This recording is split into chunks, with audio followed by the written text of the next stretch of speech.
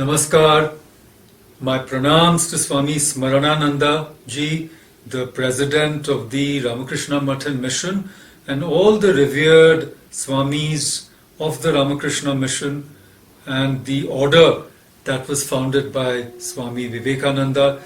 I would especially like to give my thanks to Swami Shuddhidananda ji and Swami Vireshananda ji for inviting me to this program. It's a great privilege to speak about the 125th anniversary of Prabuddha Bharata, which is one of the oldest running journals in India, founded by Swamiji himself. I say one of the oldest because I believe that the Vedanta Keshari was started just a year before, in 1895, just a year before the Prabuddha Bharata. And then, of course, it was known as the Brahmavadan. But I've also found out that the Theosophist was started in 1879 and is still running today. However, we all are here to talk about Prabuddha Bharata, which of course Swami Vivekananda inspired, and it had a young and dynamic editorial team in those days. B.R. Rajam Iyer especially should be remembered, who was only about 24 years old then. And after 2 years of its publication in Madras, which is now known as Chennai, from July 1896 to June 1898, unfortunately, the journal underwent a serious setback because Rajam Iyer fell ill and died at a very young age, and the July number of the journal could not be published.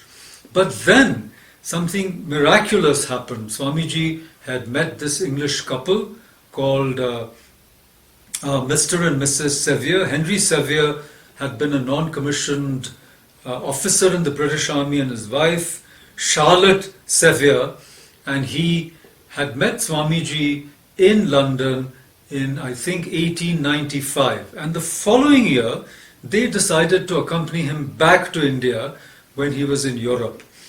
Swamiji was very keen to start a center in the foothills of the Himalayas, and the Seviers, at his direction, rented a cottage near Almora.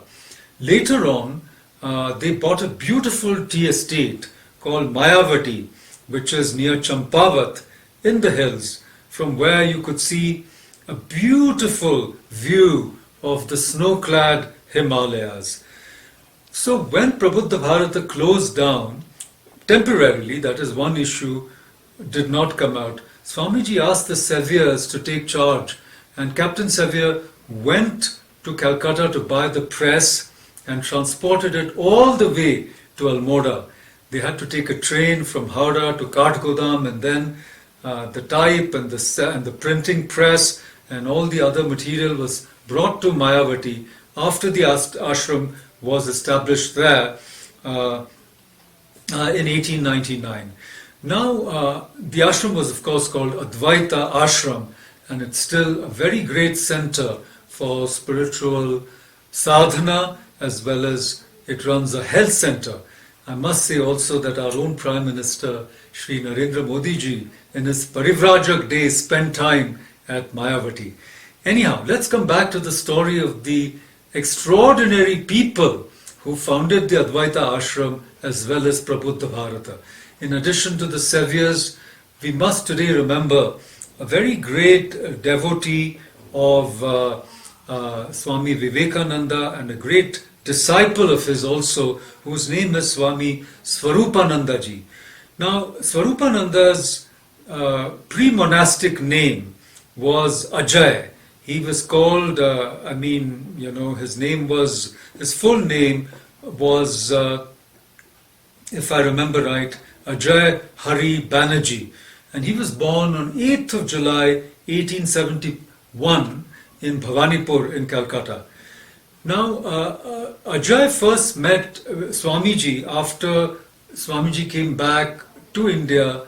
You know, he had an extremely successful debut at the Parliament of World Religions in 1893, as we all know. After spending about 2 years abroad, he came back to India, and Ajay met him in April or May in 1897. In fact, we have some very interesting record of Swami Swarupananda ji from Sister Nivedita, who also came to India in 1898 for the first time and was staying in a cottage near Belur at that time, a little bit away from the monastic lodgings where Swamiji and the brother monks were located. And she tells us in her book, The Master as I Saw Him, that within a few weeks, Swamiji ordained Ajay Hari Banerjee into the sannyas order. In fact, he was ordained on the 29th of March in 1898. So his first meeting with Swamiji was about 1897 in Nilambar Mukherjee's garden house in Belur, and within a few months Swamiji was very impressed with him, and in 1898 in March he became Swami Swarupanandaji, who not only was the co-founder of the Advaita Ashram along with the Saviors, but also the editor of Prabuddha Bharata. And he edited Prabuddha Bharata for quite a long time, till in fact he passed away in 1906 at a very young age, before he had reached, I guess, the age of 35. In fact, it was a time when some of our great people, including Swamiji, who passed away before he was 40, they died very young. Even Sister Nivedita did not live, very much beyond, the 40s. She also died in her 40s. And Sister Nivedita, in her reminiscences, talks about Swami Swarupananda because she was going through a difficult time trying to adjust to India, and also Swamiji was a very hard taskmaster with Nivedita, and he gave her absolutely no personal attention, which she craved for because she had followed him all the way to India, but was extremely strict as a guru can be with a disciple. And you find that Sister Nivedita started learning how to meditate under the guidance of Swami Swarupanandaji. She also learned about Hinduism and took lessons in Bangla with him. So Swami Swarupanandaji was a very remarkable young monk who had dedicated his life to the service of humanity. And it is Sister Nivedita who tells us what made him turn away from the world. And there's a very beautiful scene, reminiscent almost of the scenes that the Buddha saw as a young prince, Siddhartha, when he saw old age, when he saw disease and he saw death, and he tried to go deep into the meaning of life. So similarly, Swami Swarupananda, in his pre-monastic days as Ajay Hari Banerjee, came across one day, walking through the bazaar, an old woman who was picking up grains of rice, grain by grain, from the dust and dirt where her bowl of rice had been upturned by a careless passer-by. And she was moaning and crying and picking up the grains of rice.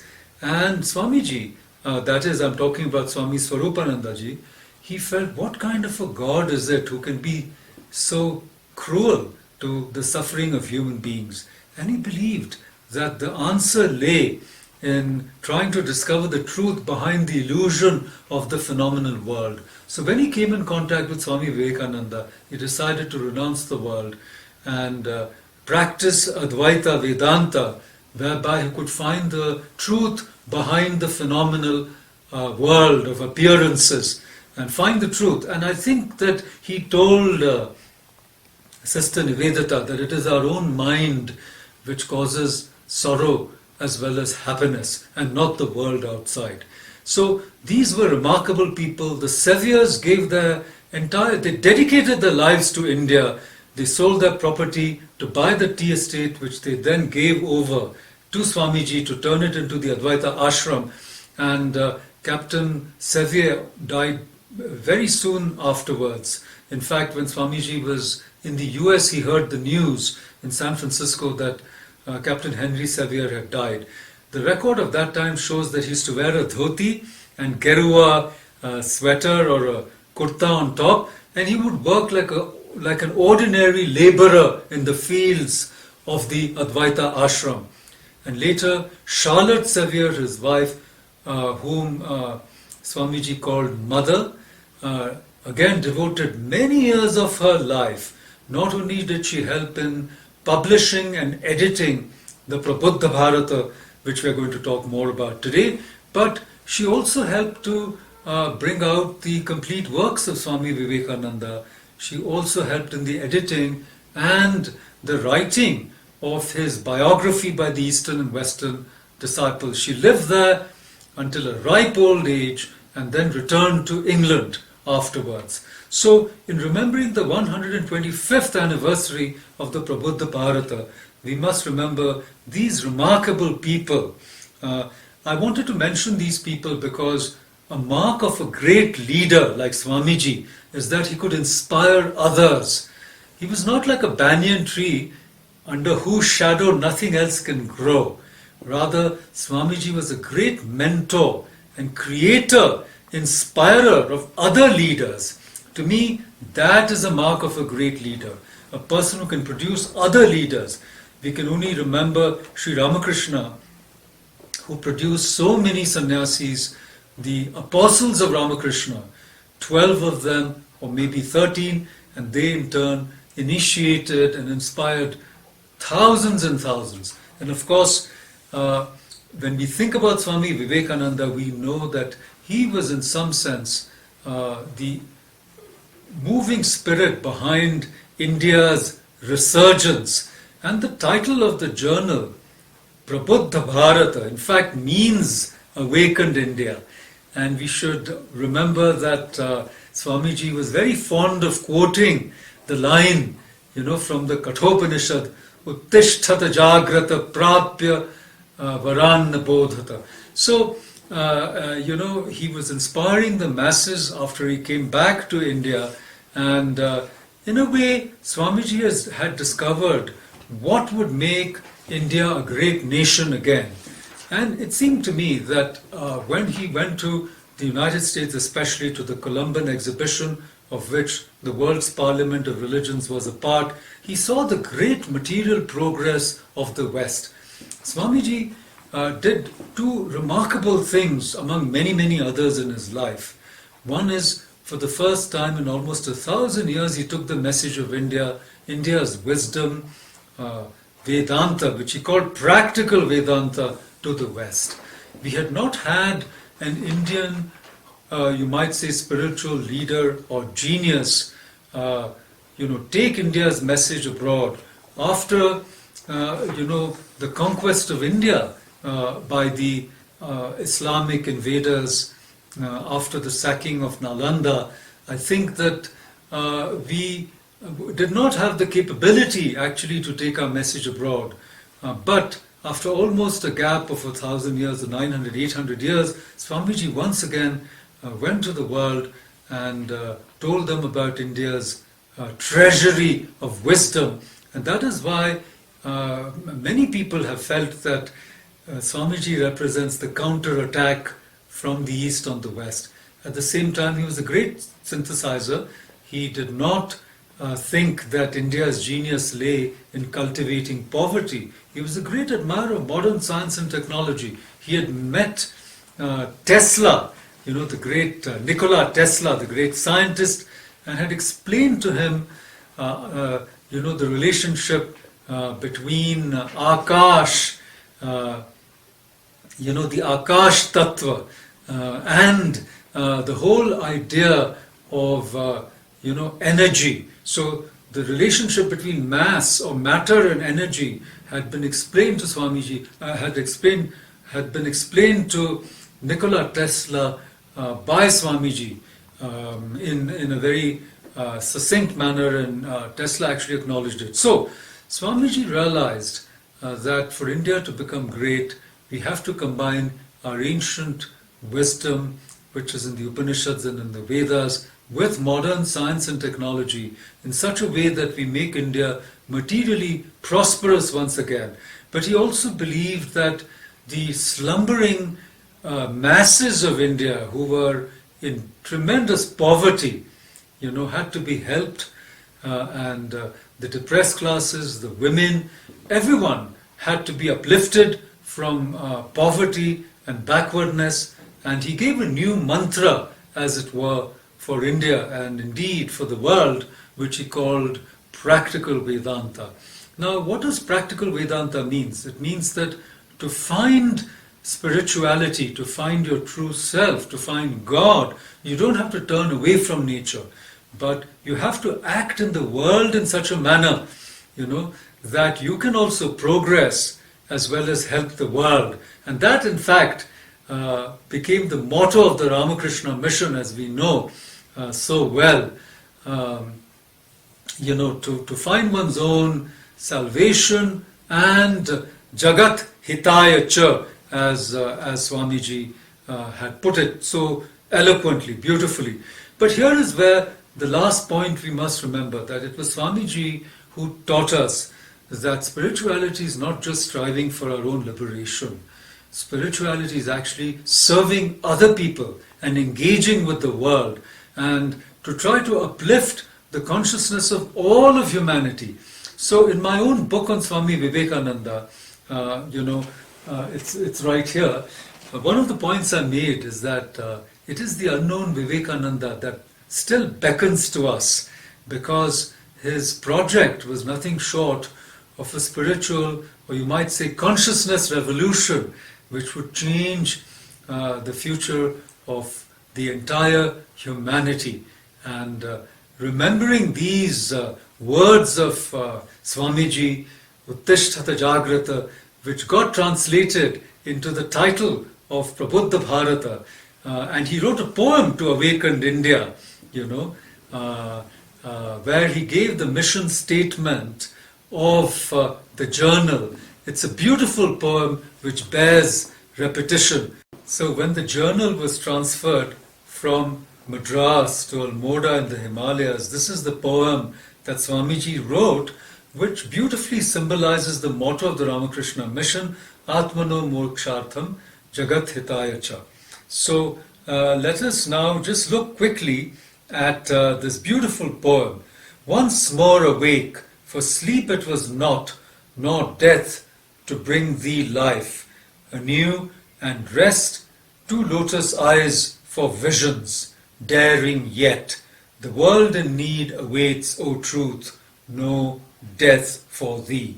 Resume thy march with gentle feet that would not break the peaceful rest even of the roadside dust that lies so low, yet strong and steady, blissful, bold and free, awakener ever forward, speak thy stirring words. Thy home is gone, where loving hearts had brought thee up and watched with joy thy growth.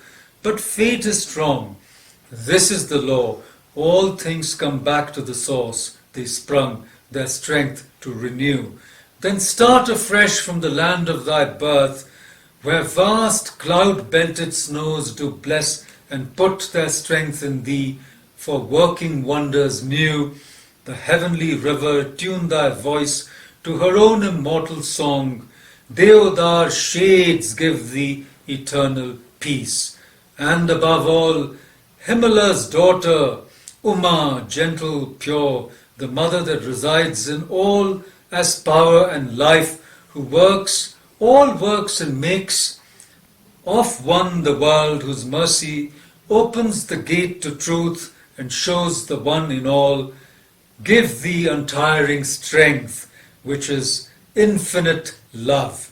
They bless thee all the seers great, whom age nor clime can claim their own, the fathers of the race who felt the heart of truth the same, and bravely taught to man, ill-voiced or well. Their servant thou hast got the secret, 'tis but one. Then speak, O love, before thy gentle voice serene. Behold how visions melt, and fold on fold of dreams departs to void, till truth, and truth alone, in all its glory shines. And tell the world, arise, arise, and dream no more. This is the land of dreams, where karma weaves unthreaded garlands with our thoughts of flowers sweet or noxious, and none has root or stem, being born in naught, which the softest breath of truth drives back to primal nothingness. Be bold and face the truth. Be one with it. Let visions cease, or if you cannot, dream but truer dreams, which are eternal love and service free. So we can see how in this poem Swamiji has given us the motto not only for Prabuddha Bharata, the journal, but for awakened and resurgent India herself, which is to be bold and to find our true nature and to act in the world in such a way that we benefit not just ourselves as Indians, but all of humanity. It is this Bhadra Ichha, this noble idea or ideal with which Swamiji inspired the people of India in our darkest hour of colonial domination. And I always say it was as if Swamiji did the Pran Pratisthapana of the new deity in the pantheon of the Indian gods and goddesses. Who was this new deity? She was Bharat Mata or Bhavani Bharati herself. And as her sons and daughters, it is our duty today to carry the torch forward and walk the path that Swamiji pointed. And I'm sure that all of us today, inspired by his words, can pledge ourselves to make India a great nation once again, not just for our own glory and pride, but for all of humankind. Thank you.